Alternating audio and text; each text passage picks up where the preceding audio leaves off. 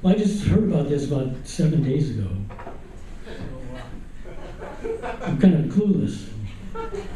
But I saw the title of Scars, and I thought, Scars? Scars! And I thought, well, sometimes you get scars, sometimes you heal scars. So I thought about an incident from my youth. My best friend at the time was a kid by the name of Frankie Rumford. And we played on the Little League baseball team together. We were good friends. He was a charming kid. He was happy and smart. He was really fat and sloppy. And so all the kids used to call him Fat Frankie and made fun of him. But he and I would run around the woods and play baseball and just have a great time.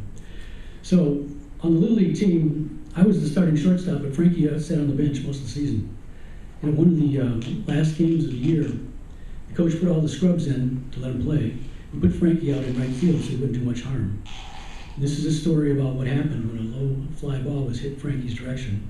This is called 4.5 Seconds in the Life of Fat Frankie Davis. And I have Parkinson's, so I'm not waving to you, I'm just... At the crack of the bat, Fat Frankie Rumford came thundering in from right field like a startled water buffalo bolting from his wallow. He was hell-bent. He was fast intent on the flight of a lazy Texas Negro that was dying like a quail in the void behind second base to an outfielder's death. Frankie's mother turned in her seat, firmly held her breath. Not quick of feet, not fleet, not agile, say like Willie Mays, making no sound of the athletic script of tiny spikes as they bit the turf. No, the sound that Frankie made was more of an oof, oof, oof, as he strained in vain for more speed. His extraneous body portions flew this way, that, this way, and that, like jello, thwacked with a newspaper. Well, I think I saw it first, because I knew Frankie the best. I saw that resign in his eye, that slight sinking in his chest, and I knew in an instant. I knew that he knew. I knew that he knew that he was never going to catch that ball. He knew that it was going to drop in front of him like he'd always done before. He was going to lay there on his face in disgrace as the ball rolled and rolled and rolled all the way to the fence. And opposing runners would score from first base standing up. And that's what happened. That's when it occurred. That's when Fat Frankie Rumford mistook the flight of that baseball for the flight of a passing bird.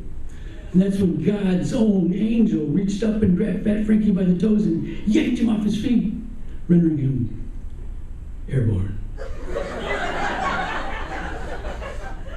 Then with arms outstretched and landing face down, Fat Frankie hit the ground like a toad tossed from a tall building, rising up a cloud of dust and a curse of disgust from his coach, and for one full second, time stood still. Who's to know? Who's to explain these things? It was almost as if Frankie's flight had given him wings. It was almost as if the flight of Frankie's inertial force in the air gave him 2 or 3 feet that weren't otherwise there. And when the dust settled from around Frankie's outstretched glove, it revealed the soft, white, pellety brown pellet of a baseball rolling round and round and round the edge of his glove like a basketball on the rim. Yes, and then no. And yes, and then no. Before teetering and tottering, and then nestling softly down into the bosom of that not yet quite broken in Montgomery Ward's Kurt Flood autograph super snap trap pocket, stained lightly brown with Vaseline and boot grease and moistened with the spit of little boys. And then what a noise. And somewhere, lost in the din of 14 screaming parents, 7 grandparents, a newsboy, and a sort of neighborhood kids.